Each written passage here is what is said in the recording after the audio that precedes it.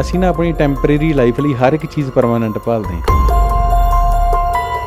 Job ਸਾਡੀ permanent ਹੋਵੇ ਜੀ, ਸਾਡਾ ਆਹ ਵੀ ਪਰਮਾਨੈਂਟ ਹੋਵੇ, ਸਾਡੇ ਕੋਲ ਆਹ ਵੀ ਪਰਮਾਨੈਂਟ ਹੋਵੇ, ਅਸੀਂ ਹਰ ਇੱਕ ਚੀਜ਼ ਪਰਮਾਨੈਂਟ ਭਾਲਦੇ ਹਾਂ।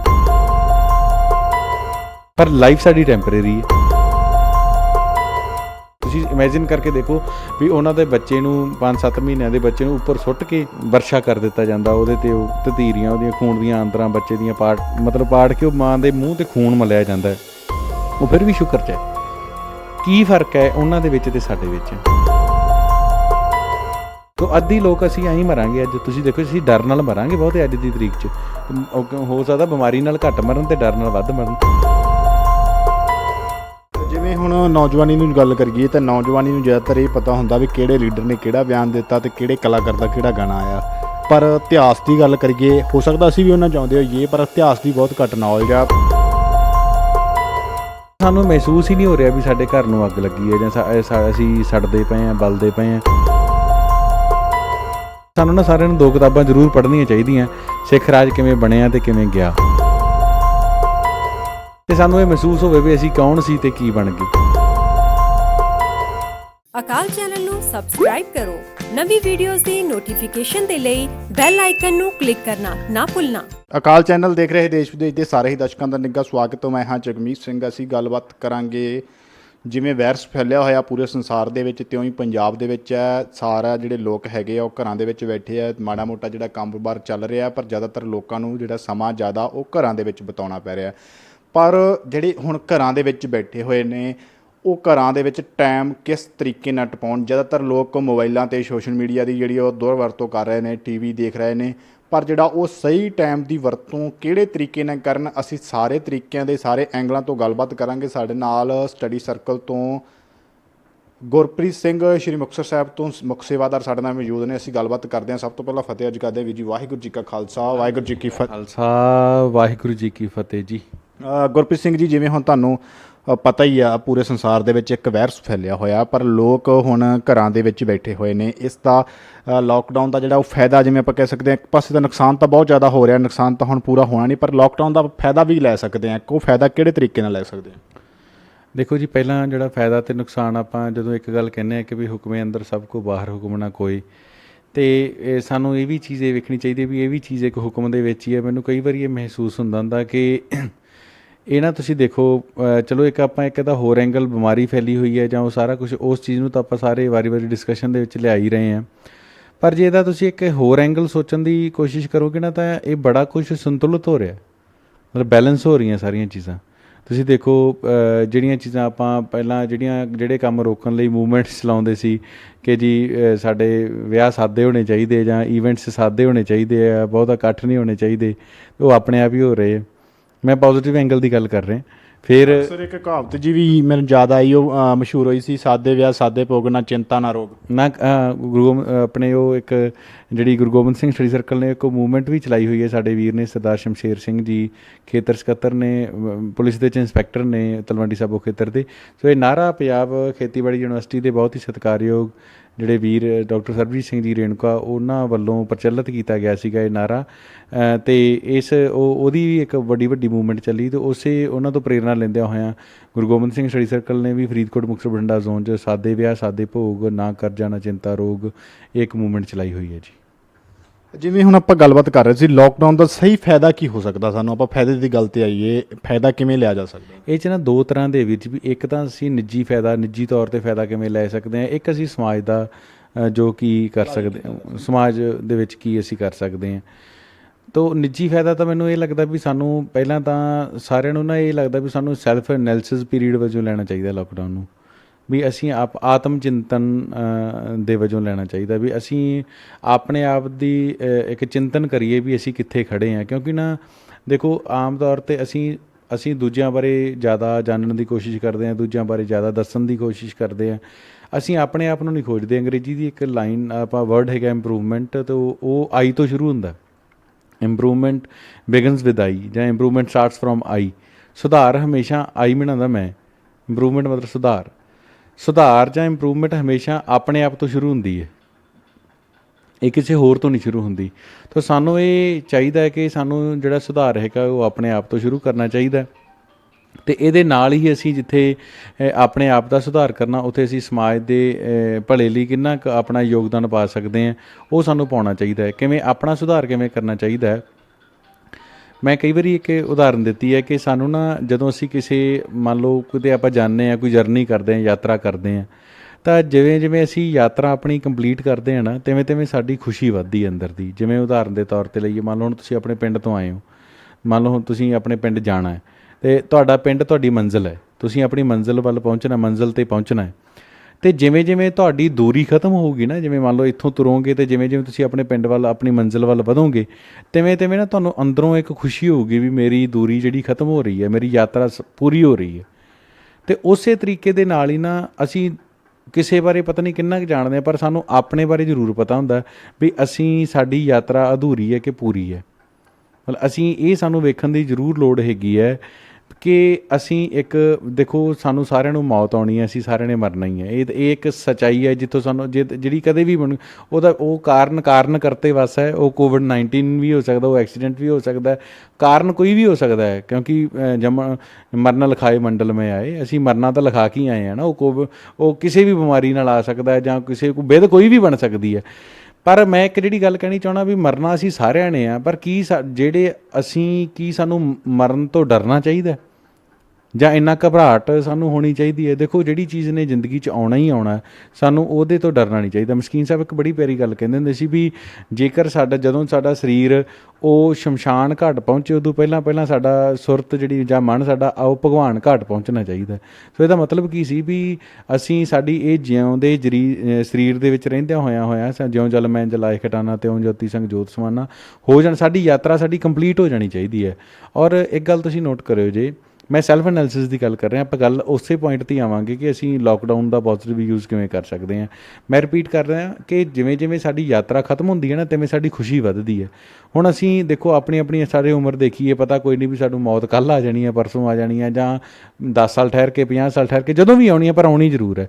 ਪਰ ਆਪਾਂ ਆਪਣੀ ਉਮਰ ਤੈਅ ਕਰੀਏ ਵੀ ਜਿੰਨੀ ਅਸੀਂ ਉਮਰ ਤੈਅ ਕਰ ਚੁੱਕੇ ਹਾਂ। ਐਵਰੇਜ ਉਮਰ ਅੱਜ ਕੱਲ੍ਹ ਆਪਾਂ ਨੂੰ ਪਤਾ ਵੀ 65-70 ਸਾਲ ਹੈ। ਪਤਾ ਕੋਈ ਨਹੀਂ ਵੀ ਕੱਲ੍ਹ ਅਗਲਾ ਸਕਿੰਟ ਹੀ ਮੌਤ ਹੋਵੇ, ਪਰ ਆਪਾਂ ਐਵਰੇਜ ਹੀ 65-70 ਸਾਲ ਉਮਰ ਲਾਉਣੇ ਅੱਜ। ਅਤੇ ਕੀ ਅਸੀਂ ਆਪਦੀ ਲਾਈਫ ਜਿੰਨੀ ਅਸੀਂ ਬੀਤ ਚੁੱਕੀ ਹੈ ਉਹਨੂੰ ਅਸੀਂ ਉਹਦੇ 'ਚੋਂ ਮਾਈਨਸ ਕਰ ਦਈਏ, ਜਿੰਨੀ ਅਸੀਂ ਤੈਅ ਕਰ ਚੁੱਕੇ ਹਾਂ, ਜਿੰਨਾ ਹੀ ਅਸੀਂ ਯਾਤਰਾ ਕਰ ਚੁੱਕੇ ਹਾਂ, ਕੀ ਇੰਨਾ ਸਫ਼ਰ ਤੈਅ ਕੀਤੇ 'ਤੇ ਸਾਡੇ ਮਨ 'ਚ ਖੁਸ਼ੀ ਹੈਗੀ ਹੈ?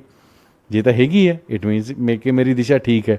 ਜੇ ਨਹੀਂ ਹੈਗੀ ਤਾਂ ਫਿਰ ਮੈਨੂੰ ਬਹੁਤ ਸੋਚਣ ਦੀ ਲੋੜ ਹੈਗੀ ਹੈ। ਇਹ ਇੱਕ ਐਨਾਲਿਸਿਸ ਕਰਨਾ ਚਾਹੀਦਾ ਸਾਨੂੰ ਲੋਕਡਾਊਨ ਦੇ ਵਿੱਚ। ਜ਼ਿਆਦਾਤਰ ਲੋਕਾਂ ਦੇ ਮਨ ਦੇ ਵਿੱਚ ਟੈਨਸ਼ਨਾਂ ਹੀ ਨੇ, ਰਾਤ ਨੂੰ ਨੀਂਦ ਨਹੀਂ ਆਉਣੀ, ਟੈਨਸ਼ਨਾਂ ਨੇ, ਡਿਸਟੈਂਸ ਪ੍ਰੋਬਲਮਾਂ ਬਹੁਤ ਜ਼ਿਆਦਾ ਆ ਰਹੀਆਂ ਨੇ। ਜਿਵੇਂ ਲੋਕਾਂ ਨੂੰ ਹੁਣ ਡਿਪਰੈਸ਼ਨ ਦੇ ਵਿੱਚ ਰਹਿੰਦੇ ਨੇ, ਹੋਰ ਵੀ ਕਈ ਤਰ੍ਹਾਂ ਦੀਆਂ ਪ੍ਰੋਬਲਮਾਂ, ਜ਼ਿਆਦਾਤਰ ਦਵਾਈਆਂ 'ਤੇ ਲੋਕ ਹੋ ਗਏ ਨੇ, ਪਰ ਇਹਦਾ ਮਤਲਬ ਸੰਤੁਸ਼ਟ ਨਹੀਂ ਹੋਣੇ। ਬਸ ਮੈਂ ਤਾਂ ਸਿੰਪਲੀ ਇੱਕ ਗੱਲ ਜੀ, ਜਿਸ ਗ੍ਰਹਿ ਬਹੁਤ ਹੀ ਤਿਸੇ ਗ੍ਰਹਿ ਚਿੰਤਾ। ਚਿੰਤਾ ਤਾਂ ਉਹੀ, ਚਿੰਤਾ ਕਿਹੜੀ ਚੀਜ਼ ਦੀ ਹੈ? ਮਤਲਬ ਅਸੀਂ ਜਿਹੜੀ ਚੀਜ਼ ਕੋਈ ਖੁੱਸਣ ਦਾ ਡਰ ਹੋਵੇ ਸਾਡੇ ਕੋਲੋਂ, ਠੀਕ ਹੈ। ਮੈਨੂੰ ਨਾ ਇੱਕ ਬੜੀ ਸੋਹਣੀ ਕਿਸੇ ਦੀ ਗੱਲ ਲੱਗਦੀ ਹੈ ਕਿ ਅਸੀਂ ਨਾ ਆਪਣੀ ਟੈਂਪਰੇਰੀ ਲਾਈਫ ਲਈ ਹਰ ਇੱਕ ਚੀਜ਼ ਪਰਮਾਨੈਂਟ ਭਾਲਦੇ ਹਾਂ। ਮਤਲਬ ਸਾਨੂੰ ਲਾਈਫ ਦਾ ਭਰੋਸਾ ਨਹੀਂ। ਹਾਂ, ਮੈਂ ਨਹੀਂ, ਦੇਖੋ ਮੈਂ ਨੈਗੇਟਿਵ ਗੱਲ ਨਹੀਂ ਕਰ ਰਿਹਾ ਵੀ ਜਿਵੇਂ ਲਾਈਫ ਸਾਡੀ ਟੈਂਪਰੇਰੀ ਹੈ, ਫੋਰ ਦਾ ਟਾਈਮ ਬੀਇੰਗ ਹੈ, ਅਤੇ ਇਹਦੇ ਲਈ ਜੋਬ ਸਾਡੀ ਪਰਮਾਨੈਂਟ ਹੋਵੇ ਜੀ, ਸਾਡਾ ਆਹ ਵੀ ਪਰਮਾਨੈਂਟ ਹੋਵੇ, ਸਾਡੇ ਕੋਲ ਆਹ ਵੀ ਪਰਮਾਨੈਂਟ ਹੋਵੇ। ਅਸੀਂ ਹਰ ਇੱਕ ਚੀਜ਼ ਪਰਮਾਨੈਂਟ ਭਾਲਦੇ ਹਾਂ, ਪਰ ਲਾਈਫ ਸਾਡੀ ਟੈਂਪਰੇਰੀ ਹੈ। ਜਿੱਦਣ ਇਹ ਗੱਲ ਸਮਝ ਆ ਗਈ ਉਦੋਂ ਹੋ ਸਕਦਾ ਹੱਲ ਹੋ ਜਾਏ। ਉਸ ਦਿਨ ਅਸੀਂ, ਤੁਸੀਂ ਇਹ ਗੱਲ ਨੋਟ ਕਰਿਓ ਜੇ ਵੀ ਜਿਹੜੇ ਅੰਦਰੋਂ ਖੁਸ਼, ਇੰਟਰਨਲ ਹੈਪੀਨੈਸ ਉਹਨਾਂ ਦੀ ਜ਼ਿੰਦਗੀ 'ਚ ਹੋਊਗੀ ਜਿਹੜੇ ਸੰਤੁਸ਼ਟ ਨੇ, ਸਬਰ ਸੰਤੋਖ ਦੇ ਵਿੱਚ ਰਹਿਣ ਵਾਲੇ ਆ। ਜਿਹੜੇ ਸਬਰ ਸੰਤੋਖ 'ਚ ਨੇ, ਤੁਸੀਂ ਮੈਂ ਕਈ ਵਾਰੀ ਆਪਾਂ ਇਤਿਹਾਸ ਦਾ ਹੀ ਹਵਾਲਾ ਲੈ ਲਈਏ ਕਿ ਉਹ ਮਾਵਾਂ ਜਾਂ ਭਾਈ ਮਤੀ ਦਾਸ ਜੀ ਦਾ ਜਦੋਂ ਹੁਣ ਉਹਨਾਂ ਦਾ ਸਰੀਰ ਆਰੇ ਨਾਲ ਦੋ ਫਾੜ ਕੀਤਾ ਜਾ ਰਿਹਾ, ਭਾਈ ਦਇਆਲਾ ਜੀ ਨੂੰ ਪਾਣੀ 'ਚ ਉਬਾਲਿਆ ਜਾ ਰਿਹਾ, ਮਾਵਾਂ ਦੇ ਬੱਚਿਆਂ ਦੇ ਟੋਟੇ ਕਰਕੇ ਉਹਨਾਂ ਦੇ ਗਲਾਂ 'ਚ ਹਾਰ ਪਾਏ ਜਾ ਰਹੇ ਆ। ਜਦੋਂ ਤੁਸੀਂ ਇਮੈਜਿਨ ਕਰਕੇ ਦੇਖੋ ਵੀ ਉਹਨਾਂ ਦੇ ਬੱਚੇ ਨੂੰ 5-7 ਮਹੀਨਿਆਂ ਦੇ ਬੱਚੇ ਨੂੰ ਉੱਪਰ ਸੁੱਟ ਕੇ ਥੱਲੇ ਉਹਦੇ ਕਰ ਦਿੱਤਾ ਜਾਂਦਾ ਹੈ, ਵਰਸ਼ਾ ਕਰ ਦਿੱਤਾ ਜਾਂਦਾ ਉਹਦੇ 'ਤੇ, ਉਹ ਤਤੀਰੀਆਂ ਉਹਦੀਆਂ ਖੂਨ ਦੀਆਂ ਆਂਦਰਾਂ ਬੱਚੇ ਦੀਆਂ ਪਾੜ ਕੇ ਉਹ ਮਾਂ ਦੇ ਮੂੰਹ 'ਤੇ ਖੂਨ ਮਲਿਆ ਜਾਂਦਾ ਹੈ। ਉਹ ਫਿਰ ਵੀ ਸ਼ੁਕਰ 'ਚ ਹੈ। ਕੀ ਫਰਕ ਹੈ ਉਹਨਾਂ ਦੇ ਵਿੱਚ ਅਤੇ ਸਾਡੇ ਵਿੱਚ? ਅਸੀਂ ਵੀ ਸਿੱਖ ਹਾਂ, ਉਹ ਵੀ ਸਿੱਖ, ਅਸੀਂ ਕਹਿੰਦੇ ਉਹ ਵੀ ਸਾਡੇ ਭੈਣ ਭਰਾ ਨੇ, ਭਾਈ ਨੇ ਸਾਡੇ, ਅਸੀਂ ਵੀ ਸਿੱਖ ਹਾਂ। ਕੋਈ ਫਰਕ ਤਾਂ ਹੈ ਨਾ ਸਾਡੇ ਦੋਨਾਂ 'ਚ। ਇਹ ਫਰਕ ਇੰਨਾ ਹੀ ਹੈ ਕਿਉਂਕਿ ਉਹ ਗੁਰੂ ਦੇ ਭਾਣੇ 'ਚ ਰਹਿੰਦੇ ਸੀ, ਔਰ ਜਿਹੜੇ ਗੁਰੂ ਦੇ ਭਾਣੇ 'ਚ ਰਹਿੰਦੇ ਆ ਉਹਨਾਂ ਦੇ ਅੰਦਰ ਡਰ ਖਤਮ ਹੋ ਜਾਂਦਾ ਹੌਲੀ ਹੌਲੀ। ਉਹ ਡਰ ਕਿਵੇਂ ਖਤਮ ਹੁੰਦਾ ਵੀ ਜਿਵੇਂ ਸਾਡੇ ਅੰਦਰ, ਕਿਉਂਕਿ ਜਿਹੜੇ ਬੰਦੇ ਸੱਚ ਦੇ ਰਾਹ 'ਤੇ ਚੱਲਦੇ ਆ, ਸੱਚਾਈ ਵਾਲੇ ਜੀਵਨ 'ਚ ਵਿੱਚ ਚੱਲਦੇ ਆ, ਅਤੇ ਉਹ ਹੌਲੀ ਹੌਲੀ ਜਿਵੇਂ ਆਪਾਂ ਉਹ ਨਾ ਡਰ ਦਿੰਦੇ ਆ ਨਾ ਮੰਨਦੇ। ਭੈ ਕਾਹੂ ਕੋ ਦੇ ਤੇਰਾ ਨਹਿ ਭੈ ਮੰਨਤ ਆਣ, ਮਤਲਬ ਉਹਨਾਂ ਦੇ ਅੰਦਰੋਂ ਡਰ ਖਤਮ। ਡਰਦਾ ਕੌਣ ਹੈ? ਬਾਣੀ ਚਾਹੁੰਦਾ ਸੋ ਡਰੇ ਜੇ ਪਾਪ ਕਮਾਉਂਦਾ ਧਰਮੀ ਵਿਕਸੀਤ, ਵੀ ਬੰਦਾ ਡਰ ਅੰਦਰ ਉਹਦੇ ਪੈਦਾ ਹੁੰਦਾ ਜਿਹੜਾ ਬੁਰੇ ਕੰਮ ਕਰਦਾ। ਜਿਹੜੇ ਅੱਛੇ ਕੰਮ ਕਰਨ ਵਾਲੇ ਧਰਮੀ ਲੋਕ ਹੁੰਦੇ ਆ ਉਹ ਤਾਂ ਖੇੜੇ 'ਚ ਰਹਿੰਦੇ, ਚੜ੍ਹਦੀ ਕਲਾ 'ਚ ਰਹਿੰਦੇ। ਠੀਕ ਹੈ। ਇੱਕ ਇਹਦੇ 'ਚ ਜਿਵੇਂ ਤੁਸੀਂ ਗੱਲ ਕੀਤੀ ਸੀ ਕਿ ਦੋ ਫਾਇਦੇ ਹੋ ਸਕਦੇ, ਇੱਕ ਨਿੱਜੀ ਤੇ ਇੱਕ ਸਮਾਜਿਕ। ਜਿਵੇਂ ਹੁਣ ਅੱਜ ਕੱਲ੍ਹ ਬਹੁਤ ਗੱਲ ਚੱਲ ਰਹੀ ਹੈ ਵੀ ਸਾਨੂੰ ਹੁਣ ਸਮਾਜ ਦਾ ਜਿਹੜਾ ਨਾਲ ਨਾਲ ਭਲਾਈ ਕਰਨੀ ਚਾਹੀਦੀ ਹੈ। ਅੱਜ ਦੇ ਹਾਲਾਤਾਂ ਦੀ ਗੱਲ ਨਹੀਂ ਕਰਦੇ, ਅੱਜ ਤੋਂ ਪਹਿਲਾਂ ਵੀ ਇਹ ਗੱਲ ਹੁੰਦੀ ਹੈ ਵੀ ਸਮਾਜ ਦੇ ਵਿੱਚ ਜਿਹੜਾ ਭਲਾ ਕਰਦਾ ਸਹੀ ਇਨਸਾਨ ਵੀ ਉਹੀ ਆ ਜੇ ਕਿਸੇ ਬਾਰੇ ਸੋਚਦਾ ਜਾਂ ਸਮਾਜ ਬਾਰੇ ਸੋਚਦਾ। ਜੇ ਸਮਾਜ ਸਹੀ ਆ ਤੇ ਅਸੀਂ ਸਹੀ ਆ, ਸਾਰਾ ਕੁਝ ਸਹੀ ਆ।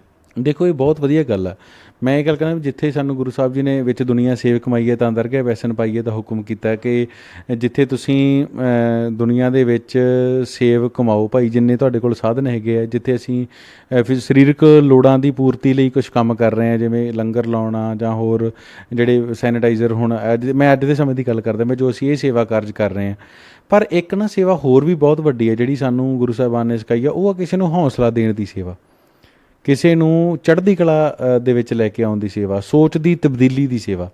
ਮਤਲਬ ਇਹ ਤੁਸੀਂ ਆਪਾਂ ਕਦੇ ਨੋਟ ਕਰਕੇ ਦੇਖੀਏ, ਗੁਰੂ ਨਾਨਕ ਸਾਹਿਬ ਪਾਤਸ਼ਾਹ ਦੇ ਸਮੇਂ ਤੋਂ ਲੈ ਕੇ ਉਦੋਂ ਲੋਕਾਂ ਦੀ ਕੀ ਸੋਚ ਸੀ? ਉਹ ਲੋਕਾਂ ਦੀ ਸੋਚ ਸੀ ਕਾਮ ਹਮਾਰਾ ਤੋਲਣ ਤੱਕੜੀ, ਨੰਗੀ ਕਰਦ ਕਭੂ ਨਾ ਪਕੜੀ, ਚਿੜੀ ਉੱਡੀ ਤੇ ਮੈਂ ਡਰ ਜਾਊ, ਮੁਗਲੋਂ ਸੇ ਕੈਸੇ ਲੜ ਪਾਊਂ।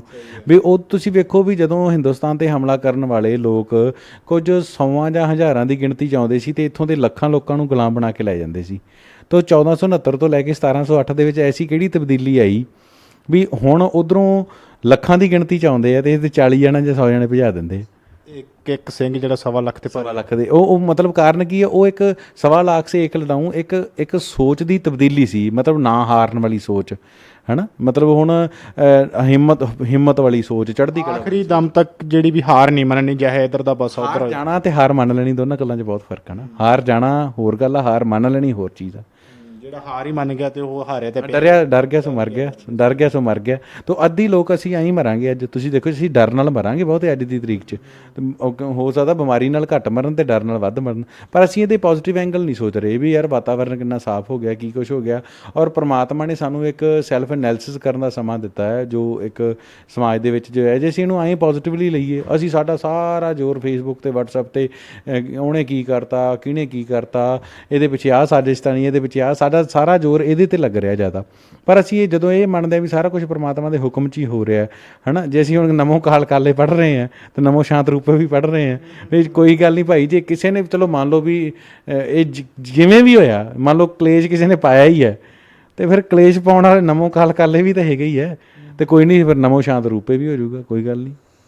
ਜਿਵੇਂ ਹੁਣ ਵਿਹਲਾ ਸਮਾਂ, ਜ਼ਿਆਦਾਤਰ ਨੌਜਵਾਨੀ ਦੀ ਵੀ ਗੱਲ ਕਰੀਏ, ਉਹ ਸੋਸ਼ਲ ਮੀਡੀਆ 'ਤੇ ਜ਼ਿਆਦਾਤਰ ਰਹਿੰਦੀ ਹੈ, ਸੋਸ਼ਲ ਮੀਡੀਆ 'ਤੇ ਟਾਈਮ ਟਪਾਉਂਦੀ ਆ। ਜਿੰਨਾ ਨੈੱਟ ਮਿਲਦਾ ਕੰਪਨੀਆਂ ਵੱਲੋਂ, ਉਹ ਕਹਿੰਦੀ ਹੈ ਵੀ ਇਹ ਵੀ ਥੋੜ੍ਹਾ, ਜੇਕਰ ਇਸ ਤੋਂ ਵੀ ਦੁੱਗਣਾ ਮਿਲ ਜੇ, ਤਿੱਗਣਾ ਮਿਲ ਜੇ, ਅਤੇ ਉਹ ਵੀ ਥੋੜ੍ਹਾ। ਜ਼ਿਆਦਾਤਰ ਫੇਸਬੁੱਕ, ਯੂਟਿਊਬ, ਟਿਕਟੋਕ, ਵਟਸਐਪ 'ਤੇ ਇਹਨਾਂ ਦਾ ਟਾਈਮ ਬਰਬਾਦ ਕਰਦੀ ਜਾ ਰਹੀ ਹੈ। ਤੁਹਾਨੂੰ ਲੱਗਦਾ ਕਿ ਨੌਜਵਾਨੀ ਕਿਸੇ ਨਾ ਕਿਸੇ ਦੇ ਹੱਥੋਂ ਨਿਕਲਦੀ ਜਾ ਰਹੀ ਹੈ?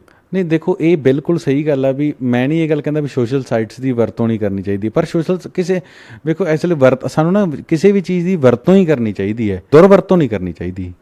ਮਤਲਬ ਜਦੋਂ ਅਸੀਂ ਦੁਰਵਰਤੋਂ ਕਰਦੇ ਹਾਂ ਨਾ, ਉਦੋਂ ਹੀ ਸਮਾਜ ਦੇ ਵਿੱਚ ਬਖੇੜਾ ਪੈਣ ਦਾ ਮਤਲਬ। ਇਹ ਇੱਕ ਮੋਟੀ ਜੀ ਗੱਲ ਇਹਦੇ 'ਚ ਇਹ ਹੈ ਵੀ ਅੱਜ ਹੁਣ ਕਈ ਐਸੇ ਸਾਡੇ ਲੋਕ ਹੈਗੇ ਆ ਜਿਹੜੇ ਲਗਾਤਾਰ ਮਤਲਬ ਸਵੇਰੇ ਰਾਤ ਨੂੰ ਸੌਂਦੇ ਆ ਤੇ ਬਸ ਮੋਬਾਈਲ ਉਹਨਾਂ ਦੇ ਹੱਥ 'ਚੋਂ ਡਿੱਗਦਾ ਹੀ ਆ ਤੇ ਉੱਠਣ ਸਾਰ ਫੇਰ ਚੱਕ ਲੈਂਦੇ ਆ। ਮਤਲਬ ਇਹ ਇੱਕ ਖਤਰਨਾਕ ਰੁਝਾਨ ਹੈਗਾ, ਬਹੁਤ ਜ਼ਿਆਦਾ ਖਤਰਨਾਕ ਰੁਝਾਨ ਆ। ਤਾਂ ਮੈਂ ਇੱਕ ਆਪਣੀ ਵਰਤੀ ਗੱਲ ਤੁਹਾਨੂੰ ਸੁਣਾਉਣੀ ਚਾਹੁੰਦਾ ਵੀ ਜਦੋਂ ਇਹ ਸੋਸ਼ਲ ਸਾਈਟਸ ਨਵੀਆਂ ਆਈਆਂ ਸੀ ਨਾ, ਮੈਨੂੰ ਇੱਕ ਆਦਤ ਬਣ ਗਈ ਸੀ। ਮੈਂ ਵੀ ਬਹੁਤ ਵਟਸਐਪ ਤੇ ਫੇਸਬੁੱਕ ਯੂਜ਼ ਕੀਤਾ, ਪਰ ਉਦੋਂ ਨਾ ਮੈਂ ਅਸ਼ਾਂਤ ਹੋ ਗਿਆ ਸੀ ਮੇਰਾ ਮਨ। ਫਿਰ ਕਿਸੇ ਗੁਰਮੁਖ ਸੱਜਣ ਮਿਲੇ ਅਤੇ ਉਹਨਾਂ ਨੇ ਮੈਨੂੰ ਦੱਸਿਆ ਕਿ ਭਾਈ ਆਪਣਾ ਸਹਿਜ ਪਾਠ ਆਪ ਕਰੋ। ਚੰਗੀਆਂ ਕਿਤਾਬਾਂ ਉਹਨਾਂ ਨੇ ਮੈਨੂੰ ਦੱਸੀਆਂ, ਭਾਈ ਰਘਬੀਰ ਸਿੰਘ ਵੀਰ ਜੀ ਦੀਆਂ, ਗਿਆਨੀ ਸੰਤ ਪਰਵਾਨਾ ਜੀ ਦੀਆਂ, ਭਾਈ ਵੀਰ ਸਿੰਘ ਜੀ ਦੀਆਂ, ਹੈ ਨਾ। ਹੋਰ ਨਾਵਲ ਮੈਂ ਅੱਛੇ ਸੋਹਣ ਸਿੰਘ ਸੀਤਲ ਜੀ ਦੀਆਂ ਹੋਰ ਕਿਤਾਬਾਂ ਕਾਫੀ ਅੱਛੀਆਂ ਪੜ੍ਹੀਆਂ, ਅਤੇ ਉਹਦੇ ਨਾਲ ਕਾਫੀ ਮੈਨੂੰ ਮਤਲਬ ਅੰਦਰਲੇ ਤੌਰ 'ਤੇ ਅੰਦਰੋਂ ਇੱਕ ਮੈਨੂੰ ਸ਼ਾਂਤੀ ਅਤੇ ਬੜਾ ਇੱਕ ਵਧੀਆ ਮਹਿਸੂਸ ਹੋਇਆ ਜੀ। ਤੋ ਮੈਂ ਇਹੀ ਸਾਰੇ ਵੀਰਾਂ ਭੈਣਾਂ ਨੂੰ ਸੁਨੇਹਾ ਦੇਣਾ ਚਾਹੁੰਦਾ ਵੀ ਜਿੱਥੇ ਅਸੀਂ ਸੋਸ਼ਲ ਸਾਈਟਸ ਯੂਜ਼ ਕਰ ਰਹੇ ਹਾਂ, ਉੱਥੇ ਅਸੀਂ ਕਿਤਾਬਾਂ ਨਾਲ ਵੀ ਜੁੜੀਏ, ਸਹਿਜ ਪਾਠ ਨਾਲ ਵੀ ਜੁੜੀਏ। ਇਹਦੇ ਨਾਲ ਸਾਡਾ ਮਨ ਸ਼ਾਂਤ ਹੋਊਗਾ।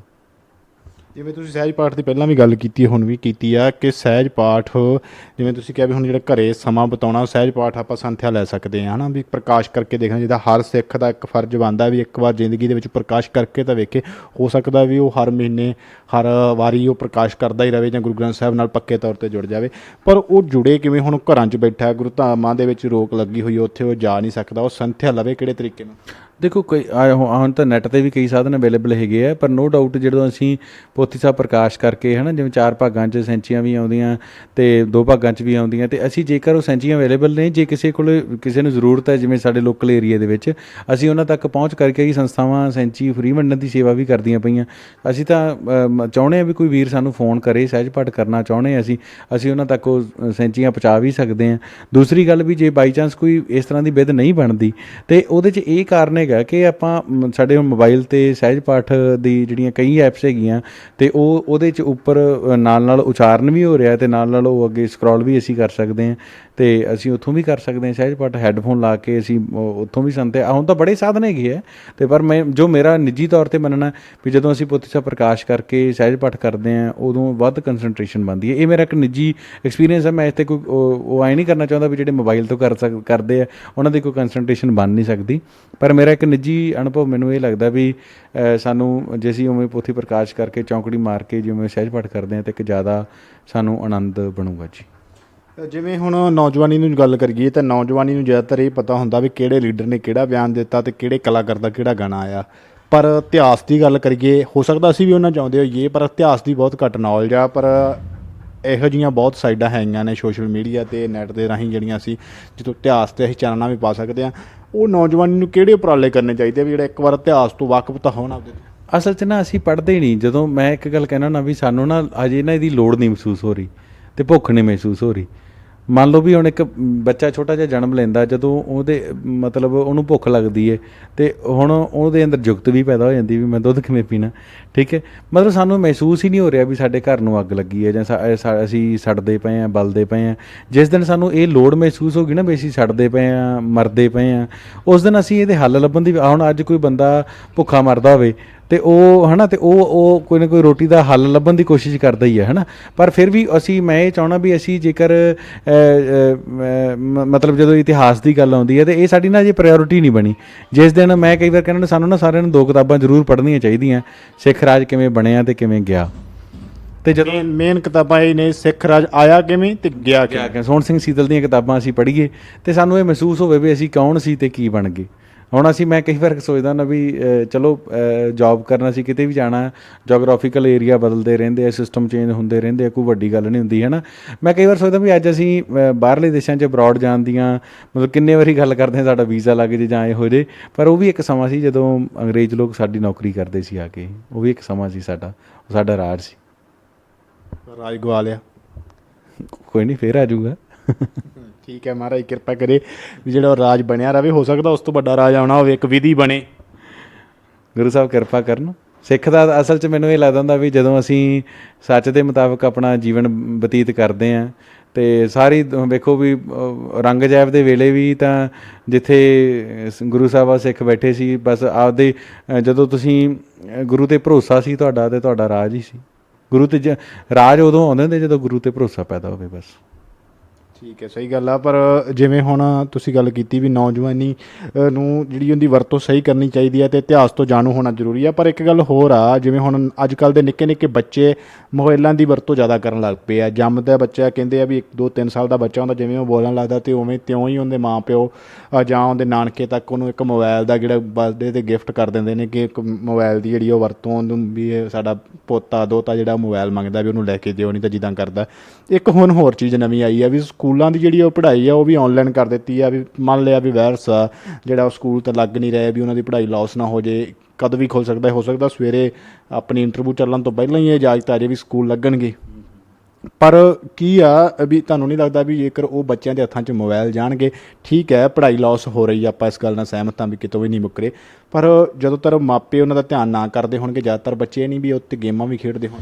ਦੇਖੋ ਨੁਕਸਾਨ ਹੈ ਸਾਡਾ ਆਪਣਾ ਆਪਦਾ, ਅਸੀਂ ਸਕੂਲ ਇੱਕ ਚਲਾ ਰਹੇ ਹਾਂ, ਅਤੇ ਦੇਖੋ ਅਸੀਂ ਵੀ ਉਹ ਸਾਰੇ ਕੰਮ ਕਰ ਹੀ ਰਹੇ ਹਾਂ, ਔਨਲਾਈਨ ਬੱਚਿਆਂ ਨੂੰ ਹੋਮਵਰਕ ਵੀ ਦੇ ਰਹੇ ਹਾਂ, ਸਭ ਕੁਝ ਕਰ ਰਹੇ ਹਾਂ। ਪਰ ਅਸੀਂ ਨਾ ਮੈਂ ਚਾਹੁੰਦਾ ਵੀ ਹੋਮਵਰਕ ਦੇ ਨਾਲ ਨਾਲ ਸਾਨੂੰ ਮੈਨਰਸ ਦਾ ਹੋਮਵਰਕ ਵੀ ਦੇਣਾ ਚਾਹੀਦਾ ਹੈ ਸਾਰੇ ਸਕੂਲਾਂ ਨੂੰ। ਇੱਕ ਦੇਖੋ ਜਿੰਨਾ ਅਸੀਂ ਲੋਸ ਘਟਾ ਸਕਦੇ ਹਾਂ, ਜਦੋਂ ਇਸ ਤਰ੍ਹਾਂ ਦਾ ਸਮਾਂ ਹੋਵੇ ਨਾ, ਅਸੀਂ ਲੋਸ ਨੂੰ ਮਿਨੀਮਾਈਜ਼ ਕਰਨਾ ਹੁੰਦਾ ਵੀ ਅਸੀਂ ਜਿੰਨਾ ਉਹਨੂੰ ਘਟਾ ਸਕਦੇ ਹਾਂ। ਮੈਂ ਕੱਲ੍ਹ ਨਾ ਇੱਕ ਮੇਰਾ ਔਨਲਾਈਨ ਲੈਕਚਰ ਹੋਇਆ ਕਿਤੇ, ਧਾਰਮਿਕ ਸੀਗਾ, ਅਤੇ ਉੱਥੇ ਉਹਨਾਂ ਨੇ ਨਾ ਜਿਹੜੇ ਵੀਰ ਭੈਣਾਂ ਕੈਂਪ ਲਾ ਰਹੇ ਸੀ, ਤੇ ਉਹ ਆਪਣੇ ਬੱਚਿਆਂ ਨੂੰ ਹੋਮਵਰਕ ਦਿੰਦੇ ਸੀ ਇੱਕ, ਵੀ ਜਿਵੇਂ ਉਹਨਾਂ ਨੇ ਹੋਮਵਰਕ ਦਿੱਤਾ ਵੀ ਜਿਹੜੀਆਂ ਤੁਹਾਡੇ ਘਰਾਂ ਦੇ ਵਿੱਚ ਬੋਰਡ ਲੱਗੇ ਹੋਏ ਜਿਹੜੇ ਅਸੀਂ ਬਿਜਲੀ ਵਾਲੇ, ਤਾਂ ਇਹਨਾਂ ਨੂੰ ਨਾ ਤੁਸੀਂ ਪਿੱਛੋਂ ਸਵਿਚ ਆਫ ਕਰਕੇ ਤੇ ਇਹਨਾਂ ਨੂੰ ਸਾਰਿਆਂ ਨੂੰ ਸਾਫ਼ ਕਰਨਾ। ਉਹ ਕਈ ਵਾਰ ਹੁੰਦਾ ਵੀ ਆਪਾਂ ਹੁਣ ਤੁਸੀਂ ਆਪਣੇ ਘਰਾਂ 'ਚ ਨੋਟ ਕਰੀਏ ਵੀ ਉਹਦੇ 'ਤੇ ਕਈ ਵਾਰ ਨਾ ਮਿੱਟੀ ਲੱਗੀ ਹੁੰਦੀ ਹੈ, ਤੇ ਆਪਾਂ ਨਾ ਸਾਈਡ ਤੋਂ ਬਿਲਕੁਲ ਬਟਨ ਨੱਪ ਲੈਂਦੇ, ਪਰ ਉਹਨੂੰ ਸਾਫ਼ ਕਰਨ ਦੀ ਹਿੰਮਤ ਨਹੀਂ ਕਰਦੇ। ਤਾਂ ਸਾਡੇ ਵਿੱਚੋਂ ਬਹੁਤਿਆਂ ਨੇ ਮੈਨੂੰ ਲੱਗਦਾ ਕਦੇ ਸਵਿਚਸ ਮੈਂ ਤਾਂ ਨਹੀਂ ਕੀਤੀਆਂ ਸੀਗੀਆਂ, ਕਦੇ ਆਪਦੀਆਂ ਮਾੜੀਆਂ ਮੋਟੀਆਂ, ਕਦੇ ਸਾਰੇ ਘਰ ਦੀਆਂ ਰਲ ਕੇ ਨਹੀਂ ਸੀ ਕੀਤੀਆਂ। ਤਾਂ ਉਹ ਆਪਾਂ ਨੂੰ ਸਵਿਚਸ ਸਾਫ਼ ਕਰਨ ਦੀ ਅਸਾਈਨਮੈਂਟ ਦਿੱਤੀ ਹੈ। ਇਸ ਤਰੀਕੇ ਦੇ ਨਾਲ ਬੱਚਿਆਂ ਨੂੰ ਬਿਜ਼ੀ ਕਰਨ ਦੇ ਲਈ ਹੋਰ ਸਾਨੂੰ ਨਾ ਜਿਵੇਂ ਉਹਨਾਂ ਦਾ ਪੇਰੈਂਟਸ ਨਾਲ ਪਿਆਰ ਕਿਵੇਂ ਬਣੇ, ਉਹ ਬਜ਼ੁਰਗਾਂ ਕੋਲ ਕਿਵੇਂ ਬੈਠਣ, ਹੈ ਨਾ। ਇੱਕ ਸਾਡੇ ਵੀਰ ਹੈਗੇ, ਉਹਨਾਂ ਨੇ ਬੜੀ ਪਿਆਰੀ ਗੱਲ ਕੀਤੀ ਸੀ ਵੀ ਬੱਚਿਆਂ ਦੀ ਰਾਖੀ ਰੋਜ਼ ਇੱਕ ਸਾਖੀ। ਤਾਂ ਸਾਨੂੰ ਇਸ ਤਰੀਕੇ ਨਾਲ ਬੱਚਿਆਂ ਨੂੰ ਨਾ ਜਿਵੇਂ ਹੁਣ ਸਮਾਂ ਹੈਗਾ ਵੀ ਅਸੀਂ ਉਹਨਾਂ ਨੂੰ ਘਰ ਘਰ ਦੇ ਵਿੱਚ ਉਹ ਆਪਣੇ ਦਰਖਤਾਂ ਦੀ ਸੰਭਾਲ ਕਿਵੇਂ ਕਰ ਸਕਦੇ ਆ, ਹੈ ਨਾ, ਬੂਟਿਆਂ ਨੂੰ ਕਿਵੇਂ ਸੰਭਾਲ ਸਕਦੇ ਆ, ਜਾਂ ਜਿਵੇਂ ਹੁਣ ਪ੍ਰੋਬਲਮ ਇਸੇ ਤਰੀਕੇ ਨਾਲ ਚੱਲਦੀ ਹੈ ਤਾਂ ਅਸੀਂ ਘਰ ਦੇ ਵਿੱਚ ਸਬਜ਼ੀ ਕਿਵੇਂ ਉਗਾ ਸਕਦੇ ਹਾਂ, ਆਪਣੀ ਛੱਤਾਂ 'ਤੇ ਸਬਜ਼ੀ ਕਿਵੇਂ ਉਗਾ ਸਕਦੇ ਹਾਂ।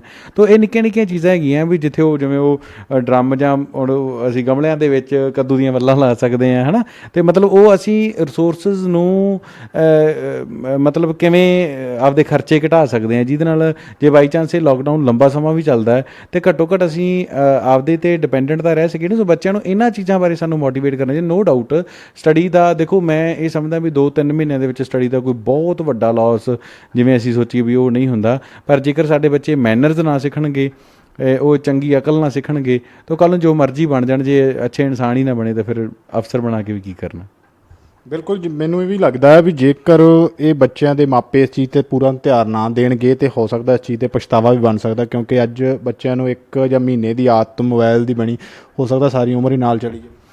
ਹਾਂ ਬਿਲਕੁਲ, ਮੈਂ ਸਹਿਮਤ ਹਾਂ ਜੀ ਇਸ ਚੀਜ਼ ਨਾਲ, ਕਿਉਂਕਿ ਇਹਦਾ ਨੁਕਸਾਨ ਜ਼ਿਆਦਾ ਹੋਣ ਦੀ ਸੰਭਾਵਨਾ ਬਣ ਗਈ ਹੈ। ਕਿਉਂਕਿ ਸਕੂਲਾਂ ਦੇ ਵਿੱਚ ਜਦੋਂ ਸਾਨੂੰ ਪੇਰੈਂਟਸ ਇਹ ਕੰਪਲੇਂਟ ਕਰਦੇ ਸੀ ਕਿ ਸਾਡਾ ਬੱਚਾ ਮੋਬਾਈਲ ਯੂਜ਼ ਕਰਦਾ, ਤੁਸੀਂ ਇਹਨੂੰ ਹਟਾਓ, ਹੈ ਨਾ, ਕਿਤੇ ਦੂਸਰੇ ਪਾਸੇ ਅਸੀਂ ਰਿਕਮੈਂਡ ਕਰ ਰਹੇ ਹਾਂ ਵੀ ਹੁਣ ਬੱਚਿਆਂ ਦਾ ਹੋਮਵਰਕ ਉਹਦੇ ਤੋਂ ਮਿਲੂਗਾ। ਦੇਖੋ ਅਸੀਂ ਆਪ ਵੀ ਕੀਤਾ, ਮੈਂ ਇਹਨੂੰ ਐਡਮਿਟ ਕਰਦਾ ਇਸ ਚੀਜ਼ ਨੂੰ, ਬਟ ਮੈਨੂੰ ਇਹ ਲੱਗਦਾ ਹੁੰਦਾ ਦੇਖੋ ਦੇਖਾ ਦੇਖੀ ਸਾਨੂੰ ਸਾਰਿਆਂ ਨੂੰ ਸਾਰਾ ਕੁਝ ਕਰਨਾ ਪੈ ਰਿਹਾ, ਪਰ ਸਾਨੂੰ ਉਹਦੀ ਪੋਜ਼ੀਟਿਵ ਯੂਟੀਲਾਈਜੇਸ਼ਨ ਕਿਵੇਂ ਹੋ ਸਕਦੀ ਹੈ, ਇਹਦੇ ਬਾਰੇ ਕੋਈ ਟ੍ਰੇਨਿੰਗ ਪ੍ਰੋਗਰਾਮ ਜਾਂ ਕੋਈ ਸਾਡੇ ਪਹਿਲਾਂ ਦਾ ਕੋਈ ਇਸ ਤਰ੍ਹਾਂ ਦਾ ਹੈ ਨਹੀਂ ਨਾ ਸਿਸਟਮ, ਜਿੱਥੇ ਸਾਨੂੰ ਪਹਿਲਾਂ ਟ੍ਰੇਨਿੰਗ ਕਰਵਾਈ ਗਈ ਹੋਵੇ ਵੀ ਅਸੀਂ ਕੀ ਕਰਨਾ, ਹੈ ਨਾ। ਜਾਂ ਅਸੀਂ 2 ਮਹੀਨੇ ਕੁਝ ਗੌਰਮੈਂਟਸ ਨੇ ਹੋਰ ਤਰੀਕਿਆਂ ਦੇ ਡਿਸੀਜ਼ਨ ਤਾਂ ਲੈ ਲਏ ਵੀ ਤੁਸੀਂ ਫੀਸਾਂ ਨਹੀਂ ਲੈਣੀਆਂ ਜਾਂ ਨਹੀਂ ਕਰਨਾ, ਬਟ ਇਸ ਚੀਜ਼ ਬਾਰੇ ਵੀ ਸਾਨੂੰ ਕੁਝ ਬੱਚਿਆਂ ਨੂੰ ਬਿਜ਼ੀ ਕਿਵੇਂ ਕਰ ਸਕਦੇ ਹਾਂ, ਇਹਦੇ ਬਾਰੇ ਵੀ ਮੈਨੂੰ ਲੱਗਦਾ ਕੋਈ ਟ੍ਰੇਨਿੰਗ ਮੋਡਿਊਲਸ ਹੋਣੇ ਚਾਹੀਦੇ ਸੀ। ਬਿਲਕੁਲ, ਤੁਹਾਡੀ ਇੱਕ ਇਹ ਵੀ ਗੱਲ ਮੈਨੂੰ ਵਧੀਆ ਲੱਗੀ ਕਿ ਮਾਪਿਆਂ ਨੂੰ ਇਸ ਚੀਜ਼ 'ਤੇ ਪੂਰਨ ਧਿਆਨ ਦੇਣਾ ਚਾਹੀਦਾ ਕਿ ਬੱਚਿਆਂ ਦੀ ਲਾਈਫ ਜੇਕਰ ਬਿਜੀ ਰਹਿੰਦੀ ਆ ਅਤੇ ਬੱਚੇ ਆਦਰ ਸਤਿਕਾਰ ਘਰ ਦੇ ਮਾਪਿਆਂ ਦਾ ਕਰਦੇ ਨੇ, ਵੱਡਿਆਂ ਦਾ ਕਰਦੇ, ਦਾਦਾ ਦਾਦੀ ਦਾ ਕਰਦੇ ਨੇ, ਅਤੇ ਉਹ ਜ਼ਰੂਰ ਆਉਣ ਵਾਲੇ ਸਮੇਂ 'ਚ ਤਰੱਕੀ ਕਰ ਸਕਦੇ। ਜੇਕਰ ਉਹ ਆਦਰ ਸਤਿਕਾਰ ਇੰਨਾ ਸਿੱਖੇ ਤਾਂ ਤਰੱਕੀ ਕਿੱਥੋਂ ਕਰਨੀ ਆ। ਪਰ ਇੱਕ ਗੱਲ ਹੋਰ ਵੀ ਹੈ, ਨੌਜਵਾਨ ਪੀੜ੍ਹੀ ਜਾਂ ਜਿੱਦਾਂ ਬਹੁਤ ਕਰਦੇ ਆ ਬੱਚੇ, ਇਹ ਕਹਿੰਦੇ ਆ ਕਿ ਮੋਬਾਈਲਾਂ ਦੀ ਵਰਤੋਂ, ਨੈੱਟ ਦੀ ਵਰਤੋਂ, ਜਾਂ ਆਪਣੇ ਸਮਝਦਾਰ ਬੰਦੇ ਗੁਰਬਾਣੀ ਵਾਲੇ ਪਾਸੇ ਸਮਾਂ ਘੱਟ ਅਤੇ ਮੋਬਾਈਲਾਂ 'ਚ ਜ਼ਿਆਦਾ ਲਾ ਰਹੇ ਨੇ। ਉਹਨਾਂ ਲਈ ਕਿਹੜੇ ਸੋਰਸਿਸ ਹੋਣੇ ਚਾਹੀਦੇ ਜਿਹੜੇ ਇਸ ਚੀਜ਼ 'ਚੋਂ ਨਿਕਲ ਸਨ? ਮੈਨੂੰ ਲੱਗਦਾ ਵੀ ਇੱਕ ਇਹ ਜਾਲ ਸਾਡੇ 'ਤੇ ਵਿਛ ਚੁੱਕਿਆ, ਚਾਹੇ ਹੋ ਸਕਦਾ ਕਿ ਸਿਆਸੀ ਚਾਲ ਹੀ ਹੋਵੇ ਕਿਸੇ ਦੀ, ਇਸ ਚੀਜ਼ 'ਤੇ ਏਜੰਸੀਆਂ ਨੇ ਕੰਮ ਕੀਤਾ ਹੋਵੇ, ਪੰਜਾਬ ਦੀ ਜਵਾਨੀ 'ਤੇ ਦਬਾਉਣ ਦੀ ਕੋਸ਼ਿਸ਼ ਹੋਵੇ, ਜਾਂ ਕਿਤੇ ਵੀ ਕਰੇ। ਇਕੱਲੇ ਪੰਜਾਬ ਦੀ ਨਹੀਂ ਗੱਲ ਹੋ ਸਕਦਾ, ਸਾਰਾ ਭਾਰਤ ਹੀ ਵਰਤੀ ਜਾਂਦਾ ਵੀ ਹੁਣ ਆਪਣਾ ਜ਼ਿਆਦਾ ਟਾਈਮ 7-7 ਘੰਟੇ ਇੱਕ ਬੰਦਾ ਫੇਸਬੁੱਕ ਚਲਾਉਂਦਾ, ਜੇਕਰ ਉਹਦਾ ਆਪਾਂ ਬਾਇਓਡਾਟਾ ਕਢਾਉਣੇ ਆ ਤਾਂ ਹੋ ਸਕਦਾ ਤੁਸੀਂ ਤੁਹਾਡੀ ਲਾਈਫ 'ਚ ਵੀ ਇੱਦਾਂ ਦਾ ਕੁਛ ਲਿਆ ਹੋਵੇ, ਪਰ ਕਿੱਥੇ 7 ਘੰਟੇ ਅਸੀਂ ਕਿਸੇ ਕਾਰੋਬਾਰ ਚਲਾਵਾਂਗੇ ਅਤੇ ਕਾਰੋਬਾਰ ਚੱਲ ਸਕਦਾ। ਅਸਲ 'ਚ ਨਾ ਮੈਂ ਇਹ ਗੱਲ ਸੋਚਦਾ ਨਾ ਵੀ ਅਸੀਂ ਨਾ ਕਈ ਵਾਰ ਜ਼ਿਆਦਾ ਉੱਧਰਲੇ ਪਾਸੇ ਸੋਚ ਜਾਂਦੇ ਹਾਂ, ਸਾਨੂੰ ਇੰਨਾ ਜ਼ਿਆਦਾ ਸੋਚਣ ਦੀ ਲੋੜ ਨਹੀਂ ਹੈਗੀ। ਮੈਂ ਸਮਝਦਾ ਵੀ ਜੇ ਮੇਰੇ ਘਰ ਦੀ ਕੰਧ ਮਜ਼ਬੂਤ ਹੈ ਤਾਂ ਮੇਰਾ ਕੋਈ ਕੀ ਕਰ ਲੂਗਾ। ਜੇ ਮੰਨ ਲਓ ਮੇਰਾ ਕਿਲ੍ਹਾ ਆਪਣਾ ਕਮਜ਼ੋਰ ਹੈ ਤਾਂ ਹੀ ਉਹਦੇ 'ਚ ਕੋਈ ਹਮਲਾ ਤਾਂ ਉਦੋਂ ਹੀ ਹੁੰਦਾ ਨਾ, ਜੇ ਮੈਂ ਕਮਜ਼ੋਰ ਹੋਵਾਂ ਤਾਂ। ਮੈਂ ਇਹਦੇ 'ਚ ਇਹ ਸੋਚਦਾ ਵੀ ਦੇਖੋ ਸਾਡੀ ਨਾ ਗੁਰੂ ਸਾਹਿਬ ਨੇ ਸਾਨੂੰ ਪਹਿਲਾ ਸਿਧਾਂਤ ਕਿਰਤ ਕਰੋ ਦਾ ਦਿੱਤਾ। ਅਸੀਂ ਆਪਣੇ ਬੱਚਿਆਂ ਨੂੰ ਸਹੀ ਬਿਜ਼ੀ ਜਿਹੜੇ ਤਰੀਕੇ ਦੇ ਨਾਲ ਕੰਮਾਂ ਕਾਰਾਂ ਦੇ ਵਿੱਚ ਬਿਜ਼ੀ ਨਹੀਂ ਕਰ ਸਕਦੇ। ਪਹਿਲਾਂ ਨਾ ਇੱਕ ਗਾਲ ਹੁੰਦੀ ਸੀ, ਚਲੋ ਹੈ ਨਾ, ਗਾਲ ਕੀ ਹੁੰਦੀ ਸੀ, ਜਦੋਂ ਕਿਸੇ ਨੇ ਕਿਸੇ ਨੂੰ ਗਾਲ ਨਹੀਂ, ਮੈਂ ਬਦਅਸੀਸ ਕਹਿ ਦਿਆਂ, ਗਾਲ ਜਾਂ ਬਦਅਸੀਸ ਕਹਿ ਦਈਏ, ਕਿਸੇ ਨੂੰ ਬਦਅਸੀਸ ਦੇਣੀ ਹੁੰਦੀ ਸੀ ਨਾ, ਕੋਈ ਪਤਾ ਕੀ ਦਿੰਦਾ ਜੀ, ਜਾਂ ਤੂੰ ਵਿਹਲਾ ਹੋ ਜਾਏ। ਇਹ ਬਹੁਤ ਵੱਡੀ ਬਦਅਸੀਸ ਮੰਨੀ ਜਾਂਦੀ ਸੀ ਵੀ ਜਾ ਤੂੰ ਵਿਹਲਾ ਹੋ ਜਾਏ, ਤੇਰੇ ਜਵਾਕ ਵਿਹਲੇ ਹੋ ਜਾਣ, ਮਤਲਬ ਉਹਨਾਂ ਦੇ ਹੱਥੋਂ ਕਿਰਤ ਛੁੱਟ ਜੇ। ਅਤੇ ਅੱਜ ਸਾਡੀ ਮੋਰ ਦੈਨ 80% ਆ ਜਿਹੜਾ ਨਸ਼ਾ ਵਧਿਆ ਜਾਂ ਹੋਰ ਕ੍ਰਾਈਮ ਜੋ ਕੁਛ ਵੀ ਵਧਿਆ, ਇਹ ਸਾਡੀਆਂ ਗੌਰਮੈਂਟਸ ਨੂੰ, ਮੈਨੂੰ ਇਹ ਲੱਗਦਾ ਵੀ ਗੁਰੂ ਨਾਨਕ ਸਾਹਿਬ ਦਾ ਜੇ ਇਹ ਨੁਕਤਾ ਫੜ ਲੈਣ ਨਾ, ਜਿਹੜੇ ਗੁਰੂ ਸਾਹਿਬ ਨੇ ਸਾਨੂੰ 3 ਸਿਧਾਂਤ ਬਖਸ਼ੇ ਸੀ, ਕਿਰਤ ਕਰੋ, ਨਾਮ ਜਪੋ ਤੇ ਵੰਡ ਕੇ ਛਕੋ ਲਈ, ਇਹ ਇੱਕ ਦੁਨੀਆ ਨੂੰ, ਸ੍ਰਿਸ਼ਟੀ ਨੂੰ ਇੱਕ ਸੂਤਰ ਦੇ ਵਿੱਚ ਪਰੋਣ ਦੀ ਸਮਰੱਥਾ ਰੱਖਦੇ ਆ ਵੀ ਬੰਦਾ ਆਪਦਾ ਕੰਮ ਕਰੇ ਤੇ ਵਾਹਿਗੁਰੂ ਦੀ ਐਗਜ਼ਿਸਟੈਂਸ ਹਰ ਕੋਈ ਕਿਉਂਕਿ ਬੁਰਾ ਕੰਮ ਬੰਦਾ ਉਦੋਂ ਹੀ ਕਰਦਾ ਨਾ ਜਦੋਂ ਉਹਨੂੰ ਚੇਤਾ ਭੁੱਲ ਜਾਂਦਾ ਵੀ ਵਾਹਿਗੁਰੂ ਮੈਨੂੰ ਪਰਮਾਤਮਾ ਯਾਦ ਹੋਊਗਾ ਤੇ ਉਹ ਬੁਰਾ ਕੰਮ ਕਰਨ ਤੋਂ ਪਹਿਲਾਂ ਲੱਖ ਵਾਰੀ ਸੋਚੂਗਾ ਹਨਾ। ਬੰਦਾ ਬੁਰਾ ਕੰਮ ਕਰਦਾ ਹੀ ਉਦੋਂ ਜਦੋਂ ਉਹਨੂੰ ਚੇਤਾ ਭੁੱਲ ਜਾਂਦਾ ਵੀ ਮੈਨੂੰ ਕੋਈ ਵੇਖ ਰਿਹਾ ਹਨਾ। ਜਦੋਂ ਨਾਮ ਜਪਣ ਦਾ ਅਰਥ ਹੀ ਇਹ ਹੈ ਵੀ ਹਰ ਵਕਤ ਰੱਬੀ ਹੋਂਦ ਵਿੱਚ ਰਹਿਣਾ। ਨਾਮ ਦਾ ਅਰਥ ਹੋਂਦ, ਵੀ ਹਰ ਵਕਤ ਪਰਮਾਤਮਾ ਦੀ ਹੋਂਦ ਤੇ ਵੰਡ ਕੇ ਛਕਣਾ। ਭਾਈ ਜੋ ਤੁਸੀਂ ਕਿਰਤ ਕੀਤੀ ਹੈ ਜਾਂ ਜੋ ਤੁਹਾਨੂੰ ਗੁਣ ਤੁਹਾਡੇ 'ਚ ਆਏ ਆ ਉਹਨੂੰ, ਤੇ ਜੋ ਤੁਸੀਂ ਕਮਾਇਆ ਉਹਨੂੰ ਭਾਈ ਉਹਦਾ 10ਵਾਂ ਹਿੱਸਾ ਵੰਡ ਕੇ ਛਕੋ। ਔਰ ਜਦੋਂ ਤੁਸੀਂ ਇਹ ਵੰਡ ਕੇ ਛਕਣਾ ਸ਼ੁਰੂ ਕਰਤਾ, ਔਰ ਇੱਕ ਐਸਾ ਫਾਰਮੂਲਾ ਹੈ ਜਿਹੜਾ ਸਾਰੀ ਸ੍ਰਿਸ਼ਟੀ ਨੂੰ, ਸਾਰੀ ਮਨੁੱਖਤਾ ਨੂੰ ਸ਼ਾਂਤ ਕਰਨ ਦੀ ਸਮਰੱਥਾ ਰੱਖਦਾ। ਜਿਵੇਂ ਤੁਹਾਨੂੰ ਇਹ ਵੀ ਨਹੀਂ ਲੱਗਦਾ ਕਿ ਜਿਵੇਂ ਬੱਚੇ ਆ ਛੋਟੇ ਛੋਟੇ, ਜਿੱਥੇ ਮੋਬਾਈਲਾਂ ਦੇ ਵਿੱਚ ਉਹਨਾਂ ਦੀ ਜਿਹੜੀ ਆਪਾਂ ਹੁਣ ਵਰਕ ਦੇ ਰਹੇ ਹਾਂ, ਸਕੂਲ ਵਰਕ ਦੇ ਨੇ, ਠੀਕ ਹੈ, ਮੰਨ ਲਓ ਮਾਪਿਆਂ ਨੂੰ ਉਸ ਚੀਜ਼ 'ਤੇ ਧਿਆਨ ਵੀ ਦੇਣਾ ਚਾਹੀਦਾ ਵੀ ਉਹ ਵਰਕ ਕਰਕੇ ਉਹਨਾਂ ਤੋਂ ਮੋਬਾਈਲ ਜਿਹੜਾ ਵਾਪਸ ਲਿਆ ਜਾਵੇ। ਪਰ ਜੇਕਰ ਨਾਲ ਨਾਲ ਉਹਨਾਂ ਦਾ ਇਤਿਹਾਸ ਤੋਂ ਜਾਣੂ ਕਰਵਾਇਆ ਜਾਵੇ, ਸਾਡੇ ਗੁਰਧਾਮ ਕਿੱਥੇ ਸੀ, ਛੋਟੇ ਸਾਹਿਬਜ਼ਾਦੇ ਕਿੱਥੇ ਸ਼ਹੀਦ ਹੋਏ, ਵੱਡੇ ਸਾਹਿਬਜ਼ਾਦੇ ਕਿੱਥੇ ਸ਼ਹੀਦ ਹੋਏ, ਜੇ ਸਕੂਲ ਵਾਲੇ ਵੀ ਇਹ ਹੋਮਵਰਕ ਦੇਣ ਜਾਂ ਉਹਨਾਂ ਦੇ ਆਨਲਾਈਨ ਲੈਕਚਰ ਲੈਣ, ਤੇ ਮੈਨੂੰ ਲੱਗਦਾ ਨਹੀਂ ਇੱਕ ਸਿੱਖੀ ਦਾ ਇੱਕ ਮੈਸੇਜ ਜਿਹੜਾ ਦੁਬਾਰਾ ਸਿੱਖੀ ਜਿਹੜੀ ਉਹ ਜਾਗ ਵੀ ਸਕਦੀ ਹੈ। ਜਿਹੜੀ ਹੁਣ ਡੇਰਾਵਾਦ ਨਾਲ ਲੋਕ ਜ਼ਿਆਦਾ ਜੁੜ ਰਹੇ ਨੇ, ਹੋ ਸਕਦਾ ਵਾਪਸੀ ਹੋ ਜੇ। ਦੇਖੋ, ਜਦੋਂ ਨਾ ਅਕੈਡਮਿਕ ਪੱਖ ਦੀ ਅਸੀਂ ਗੱਲ ਕਰਦੇ ਹਾਂ, ਦੇਖੋ ਅਕੈਡਮਿਕ ਕੋਰੀਕੁਲਮ ਇੱਕ ਹੋਰ ਚੀਜ਼ ਹੁੰਦਾ। ਇਹ ਤੁਸੀਂ ਰਿਲੀਜੀਅਸ ਕੋਰੀਕੁਲਮ ਦੀ ਗੱਲ ਕਰ ਰਹੇ ਹੋ, ਧਾਰਮਿਕ ਕੋਰੀਕੁਲਮ ਹੈ ਨਾ। ਮੈਂ ਇਹ ਸਮਝਦਾ ਨਾ ਵੀ ਦੇਖੋ ਸਾਨੂੰ ਨਾ ਇਹ ਪ੍ਰੇਰਨਾਵਾਂ ਜ਼ਰੂਰ ਲੈਣੀ ਚਾਹੀਦੀ। ਦੇਖੋ ਜਿੰਨੀਆਂ ਕੁਰਬਾਨੀਆਂ, ਸਿੱਖੀ ਦਾ ਸਰਬੱਤ ਦਾ ਹੀ ਨਾਮ ਹੈ, ਇਹ ਸਾਨੂੰ ਮਾਣ ਹੋਣਾ ਚਾਹੀਦਾ, ਕਿਉਂਕਿ ਅਸੀਂ ਕਿਸੇ ਇੱਕ ਵਿਚਾਰਧਾਰਾ ਦੇ ਹੀ ਲੋਕਾਂ ਦਾ ਰਿਸਪੈਕਟ ਜਾਂ ਨਿੰਦਿਆ ਨਹੀਂ ਕਰਦੇ। ਅਸੀਂ ਸਾਰੇ ਹੀ ਚੰਗੇ ਲੋਕਾਂ ਦਾ ਸਤਿਕਾਰ ਕਰਦੇ ਹਾਂ, ਅਤੇ ਜਿਹੜੇ ਸਾਰੇ ਹੀ ਗਲਤ ਕੰਮ ਕਰਦੇ ਹਾਂ ਅਸੀਂ ਉਹਨਾਂ ਦੇ ਵਿਰੋਧ 'ਚ ਖੜ੍ਹੇ ਹਾਂ। ਪਰ ਮੈਂ ਜਿਹੜੀ ਗੱਲ ਕਹਿਣੀ ਚਾਹੁੰਦਾ ਵੀ ਸਾਨੂੰ ਨਾ ਪ੍ਰੇਰਨਾਵਾਂ ਲੈਣੀਆਂ ਚਾਹੀਦੀਆਂ, ਵੀ ਜਿਵੇਂ ਸਾਹਿਬਜ਼ਾਦਿਆਂ ਤੋਂ ਹੁਣ ਆਪਾਂ ਪ੍ਰੇਰਨਾ ਲੈਣੀ ਹੈ, ਅਤੇ ਬੱਚਿਆਂ ਨੂੰ ਹੁਣ ਇਹ ਲਾਲਚਾਂ ਅੱਗੇ ਡੋਲਣਾ ਨਹੀਂ। ਇਹ ਹਿੰਦੂ ਦੇ ਬੱਚੇ ਨੂੰ ਵੀ ਜ਼ਰੂਰਤ ਹੈ, ਇਹ ਮੁਸਲਮਾਨ ਦੇ ਬੱਚੇ ਨੂੰ ਵੀ ਜ਼ਰੂਰਤ ਹੈ, ਇਹ ਸਾਰਿਆਂ ਨੂੰ ਜ਼ਰੂਰਤ ਹੈ। ਸਾਨੂੰ ਉਹਦੇ ਵਿੱਚ ਕਿਸੇ ਵੀ ਮਜ਼ਹਬ ਨਾਲ ਸੰਬੰਧਿਤ ਹੋਵੇ ਤੇ ਜੋ ਸਿਧਾਂਤ ਆ ਉਹ ਸਾਨੂੰ ਸਿੱਖਣਾ ਜ਼ਰੂਰੀ ਹੈ। ਸਿਧਾਂਤ ਸਿੱਖੋ, ਮਤਲਬ ਮੈਂ ਕਹਿੰਦਾ ਵੀ ਚੰਗੀ ਗੱਲ ਤੁਹਾਨੂੰ ਕਿਸੇ ਵੀ ਇਤਿਹਾਸ 'ਚੋਂ ਮਿਲਦੀ ਹੈ, ਕਿਸੇ ਤੋਂ ਵੀ ਮਿਲਦੀ ਹੈ। ਸਿੱਖ ਇਤਿਹਾਸ ਤਾਂ ਸਿੱਖ ਇਤਿਹਾਸ ਤਾਂ ਭਰਿਆ ਹੀ ਇਹਨਾਂ ਚੀਜ਼ਾਂ ਨਾਲ ਪਿਆ ਨਾ, ਵੀ ਲਾਲਚਾਂ ਅੱਗੇ ਡੋਲਣਾ ਨਹੀਂ, ਦੂਜਿਆਂ ਲਈ ਜਿਉਣਾ ਤੇ ਮਰਨਾ, ਹੈ ਨਾ। ਪਰ ਕਈ ਵਾਰ ਮੈਂ ਸੋਚਦਾ ਵੀ ਕਈ ਵਾਰ ਇਹਨੂੰ ਅਕੈਡਮਿਕ ਕੋਰੀਕੁਲਮ ਨੂੰ ਇੱਕ ਧਰਮ ਨਾਲ ਜੋੜ ਕੇ ਵੇਖਿਆ ਜਾਂਦਾ ਹੁੰਦਾ। ਚਲੋ ਮੈਂ ਇਹ ਸਮਝਦਾ ਵੀ ਸਾਨੂੰ ਸਾਰਿਆਂ ਨੂੰ ਜਿਹੜੀਆਂ ਸਾਡੇ ਵਿਰਸੇ ਤੋਂ ਸਾਨੂੰ ਗੱਲਾਂ ਸਿੱਖਣ ਨੂੰ ਮਿਲਦੀਆਂ, ਮੋਟੀਆਂ 5-7 ਗੱਲਾਂ ਜੀ। ਸਾਨੂੰ ਚੰਗੇ ਬਣਨਾ ਚਾਹੀਦਾ, ਬੁਰੇ ਕੰਮਾਂ ਤੋਂ ਬਚਣਾ ਚਾਹੀਦਾ, ਨਸ਼ੇ ਨਹੀਂ ਕਰਨੇ ਚਾਹੀਦੇ, ਹੋਰ ਪਾਸੇ ਜਿਹੜਾ ਸਾਡਾ ਧਿਆਨ ਨਾ ਜਾਵੇ। ਇਹਦੇ ਲਈ ਬੱਚਿਆਂ ਨੂੰ ਸਾਨੂੰ ਚੰਗੀਆਂ ਇਤਿਹਾਸ ਨਾਲ ਜੋੜਨ ਸੰਬੰਧੀ ਸਾਖੀਆਂ, ਜਾਂ ਜਿਵੇਂ ਸਾਡੀਆਂ ਬਜ਼ੁਰਗ ਮਾਵਾਂ ਪਹਿਲਾਂ ਸੁਣਾਉਂਦੀਆਂ ਹੁੰਦੀਆਂ ਸੀ, ਤਾਂ ਉਹ ਤਰੀਕੇ ਦੇ ਨਾਲ ਬੱਚਿਆਂ ਦੇ ਪਿਤਾ ਦਾ ਸਤਿਕਾਰ ਕਰਨਾ, ਉਹਨਾਂ ਦੀ ਲੱਤਾਂ ਘੁੱਟਣ ਦੀ ਸੇਵਾ ਕਰਨੀ, ਬਜ਼ੁਰਗਾਂ ਦੇ ਨਾਲ ਤੁਰਨ ਫਿਰਨ ਦੀ ਸੇਵਾ, ਮਾਪਿਆਂ ਦੇ ਨਾਲ ਬੈਠਣ ਦਾ, ਹੈ ਨਾ। ਤਾਂ ਇਹ ਸਾਰੇ ਕੰਮ ਅਸੀਂ ਪਿਛਲੇ ਸਮੇਂ 'ਚ ਬੰਦ ਕਰਤੇ, ਜਿਹਦੀ ਸਾਨੂੰ ਬਹੁਤ ਵੱਡੀ ਪੱਧਰ 'ਤੇ ਲੋੜ ਹੈ, ਨਹੀਂ ਤਾਂ ਅਸੀਂ ਇਕੱਲੇ ਪੈ ਜਾਵਾਂਗੇ। ਅੱਜ ਸਾਡੇ ਮਾਪੇ ਜਿਵੇਂ ਇਕੱਲੇ ਹੈ ਨਾ, ਕੱਲ੍ਹ ਤੁਸੀਂ ਸੋਚ ਕੇ ਵੇਖੋ ਜਦੋਂ ਸਾਡੇ ਬੱਚੇ ਸਾਡੇ ਨਾਲ ਨਾ ਬੈਠੇ, ਸਾਨੂੰ ਕਿਹੋ ਜਿਹਾ ਮਹਿਸੂਸ ਹੋਊਗਾ। ਪਛਤਾਉਣਾ ਪਵੇਗਾ। ਬਿਲਕੁਲ ਜਿਵੇਂ ਹੁਣ ਸਕੂਲ ਤੁਸੀਂ ਵੀ ਚਲਾਉਂਦੇ ਹੋ, ਸਕੂਲਾਂ ਦੇ ਵਿੱਚ ਜਾਂ ਕੋਈ ਇੱਦਾਂ ਦੇ ਇੱਕ ਪੀਰੀਅਡ ਨਹੀਂ ਬਣਾਉਣਾ ਚਾਹੀਦਾ ਜਿਹਦੇ ਵਿੱਚ ਇੱਦਾਂ ਦਾ ਕੋਈ ਮੈਸੇਜ ਲਾਇਆ ਜਾਵੇ। ਸਾਰੇ ਸਕੂਲਾਂ ਨੂੰ ਉਪਰਾਲਾ ਕਰਨਾ ਚਾਹੀਦਾ, ਚਾਹੇ ਉਹ ਹਿੰਦੂ ਧਰਮ ਦਾ ਬੱਚਾ ਵੀ ਹੋਵੇ, ਉਹਨੂੰ ਵੀ ਆਪਣੇ ਮਾਪਿਆਂ ਦਾ ਸਤਿਕਾਰ ਕਰਨਾ ਅਤੇ ਇਤਿਹਾਸ ਤੋਂ ਜਾਣੂ ਹੋਣਾ, ਚਾਹੇ ਉਹ ਸਿੱਖ ਧਰਮ ਦਾ ਇਤਿਹਾਸ ਹੋਵੇ, ਚਾਹੇ ਹਿੰਦੂ ਧਰਮ ਦਾ ਹੋਵੇ। ਇਤਿਹਾਸ ਤੋਂ ਜਾਣੂ ਹੋਣਾ ਸਾਨੂੰ ਬਹੁਤ ਜ਼ਰੂਰੀ ਹੈ। ਜਿੱਥੇ ਅਸੀਂ ਰਹਿੰਦੇ ਹਾਂ, ਜਿੱਥੋਂ ਦੇ ਵਸਨੀਕ ਆ, ਸਾਨੂੰ ਪਤਾ ਹੋਣਾ ਚਾਹੀਦਾ, ਇਤਿਹਾਸ ਤੋਂ ਜਾਣਕਾਰੀ ਹੋਣੀ ਚਾਹੀਦਾ। ਇੱਦਾਂ ਦਾ ਕੋਈ ਟਾਈਮ ਪੀਰੀਅਡ ਬਣਾ ਕੇ ਸਕੂਲ ਵਾਲੇ ਸਾਰੇ ਉਪਰਾਲਾ ਕਰਦੇ ਹੋਣ, ਤਾਂ ਮੈਨੂੰ ਲੱਗਦਾ ਵੀ ਜਿਹੜੇ ਬੱਚੇ ਆਪਦੇ ਮਜ਼ਹਬ ਦੇ ਪੱਕੇ ਹੋ ਸਕਦੇ ਆ, ਕਿਸੇ ਵੀ ਧਰਮ ਨਾਲ ਰਿਲੇਟਡ ਹੋਣ। ਦੇਖੋ, ਮੈਂ ਫਿਰ ਇੱਕ ਗੱਲ ਕਰਨਾ ਵੀ ਸਭ ਤੋਂ ਪ੍ਰਾਇਓਰਿਟੀ ਸਾਡੇ ਲਈ ਅਕੈਡਮਿਕ ਕੋਰੀਕੁਲਮ ਹੈ ਸਾਡਾ। ਫਿਰ ਅਕੈਡਮਿਕ ਕੋਰੀਕੁਲਮ ਦੇ ਵਿੱਚ ਨਾ ਜਿਹੜੀਆਂ, ਵੇਖੋ ਜ਼ਰੂਰੀ ਨਹੀਂ ਹੁੰਦਾ ਵੀ ਅਸੀਂ ਮਤਲਬ, ਕਿਉਂਕਿ ਧਾਰਮਿਕ ਵਿੱਦਿਆ ਵੀ ਪਹਿਲਾਂ ਐਕਚੁਅਲੀ ਅਕੈਡਮਿਕ ਕੋਰੀਕੁਲਮ ਹੀ ਸੀ ਸਾਡਾ, ਹੈ ਨਾ। ਅਕੈਡਮਿਕ ਕੋਰੀਕੁਲਮ ਕਿਉਂਕਿ ਇਹ ਤਾਂ ਸਕੂਲਾਂ ਵਾਲੀ ਪ੍ਰਸਥਿਤੀਆਂ ਪਹਿਲਾਂ ਤਾਂ ਜਿਵੇਂ ਪੜ੍ਹਾਈਆਂ ਕਰਵਾਈਆਂ ਜਾਂਦੀਆਂ ਸੀ, ਉਹ ਮਦਰਸਿਆਂ ਦੇ ਵਿੱਚ ਜਾਂ ਹੋਰ ਮੰਦਰਾਂ ਦੇ ਵਿੱਚ ਜਾਂ ਧਾਰਮਿਕ ਜਿਹੜੀਆਂ ਜਗ੍ਹਾ ਹੁੰਦੀਆਂ ਸੀ ਉੱਥੇ ਹੀ ਕਰਵਾਈਆਂ ਜਾਂਦੀਆਂ ਸੀ। ਗੁਰਦੁਆਰਾ ਸਾਹਿਬ ਵੀ ਇੱਕ ਆਪਣੇ ਆਪ 'ਚ ਇੱਕ ਇੰਸਟੀਟਿਊਸ਼ਨ ਹੀ ਹੈ ਸਾਡਾ। ਹੁਣ ਉਦੋਂ ਪਿੱਛੇ ਚਲੋ ਆ ਜਿਹੜਾ ਅਕੈਡਮਿਕ ਕੋਰੀਕੁਲਮ ਅਸੀਂ ਇਹਨੂੰ ਮੰਨਦੇ ਹਾਂ, ਪਰ ਮੈਂ ਇਹ ਚਾਹੁੰਦਾ ਵੀ ਜਿਹੜੀ ਧਰਮ ਦੀ ਵਿੱਦਿਆ, ਆਪਣੇ ਵਿਰਸੇ ਪ੍ਰਤੀ ਜਾਣਕਾਰੀ ਹੋਣੀ, ਇਹ ਹਮੇਸ਼ਾ ਹੀ ਬੱਚਿਆਂ ਦੇ ਵਿੱਚ ਇੱਕ ਮੋਟੀਵੇਸ਼ਨ ਪੈਦਾ ਕਰਦੀ ਹੈ, ਇੱਕ ਚੜ੍ਹਦੀ ਕਲਾ ਪੈਦਾ ਕਰਦੀ ਹੈ।